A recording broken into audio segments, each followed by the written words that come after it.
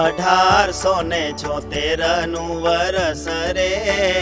વૈશાખ વદી એકાદશી દિવસ રે,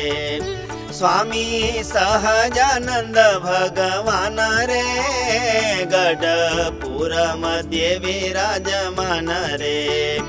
દરબાર ગઢ દાદા ખાચર રે, વાસુદેવ નારાયણ મંદિર રે, તેની આગળ લીંબ વૃક્ષ હેઠે રે, શ્રીજી ઢોલિયાની ઉપર બેઠે રે, કંઠ વિશે પીળા પુષ્પનો હાર રે, સર્વે શ્વેત વસ્ત્ર ધારણ કર રે, સન્મુખ સંતની સભા થઈ રે, આવ્યા હરિજન દેશન કઈ રે,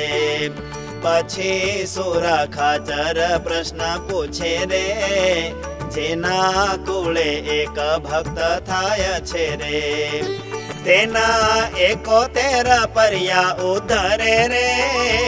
એમાં કહ્યું છે જાણ્યું છે શાસ્ત્રે રે, તેના ગોત્રમાં કેટલાક હોય રે, સંત અને પ્રભુના દેશી કોય રે, ત્યારે તેનો ઉદ્ધાર કેમ થાય રે,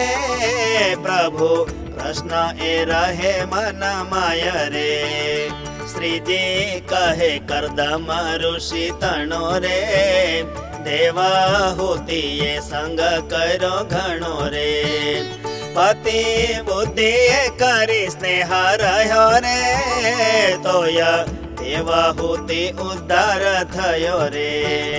માંધાતાની જે 50 દીકરી રે, સૌભારીનું રૂપ જોઈને વરી રે,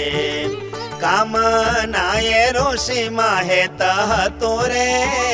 સૌનું કલ્યાણ ઋષિ જેવું થતું રે, માટે જેના કુળમાં ભક્ત થાય રે, તેના કુટુંબી સર્વેને મનાય રે, મોટું ભાગ્ય આપણું સહુ કહો રે, કુળ આપણે પ્રભુ ભક્ત થયો રે, એવો મહિમા જાણી હેત હોય રે, સર્વ કુટુંબીનું કલ્યાણ થાય રે, મારી પિતરી સ્વર્ગમાં ગયા હોય રે, ત્યાં થકા જાણે તે મહિમાય રે, ભક્ત થયો આપણા કુળ જય રે, માટે આપણું થયું મોટું ભાગ્ય રે, એમાં સમાજ પિતરી હેત રાખે રે, તેનું પણ કલ્યાણ સહુ લેખે રે, જેને ભક્ત સંગાથે વેર હોય રે, તેનું કલ્યાણ કોઈ કાળે નોય રે, જેમાં જેમાં વેર કરતો જાય રે, તેમાં તેમાં તે બુદ્ધિ ભ્રષ્ટ થાય રે, એવો જ્યારે દેહ મૂકે છે ત્યારે રે, મરિયમ પુરીમાં વાસ કરે રે, પંચ પાપ કરનાર જ્યાં સડે રે, એહા નરક કુંડમાં તે પડે રે, માટે ભક્તમાં જેને હેત હોય રે, પછી સંબંધી હો કે બીજો કોઈ રે, તેહા સર્વે તણું કલ્યાણ થાય રે, આવી રીતે તેનો ઉત્તર હોય રે, પછી ના જા ભક્ત પ્રશ્ન પૂછાય રે, ભગવાન ના ભક્ત છે જે બેય રે, એક દ્રઢ નિશ્ચય વાળો હોય રે, બીજો થોડા નિશ્ચય વાળો કોઈ રે, ઉપરથી બેઉ સારા દેખાય રે, કેમાં કરીને તેને ઓળખાય રે,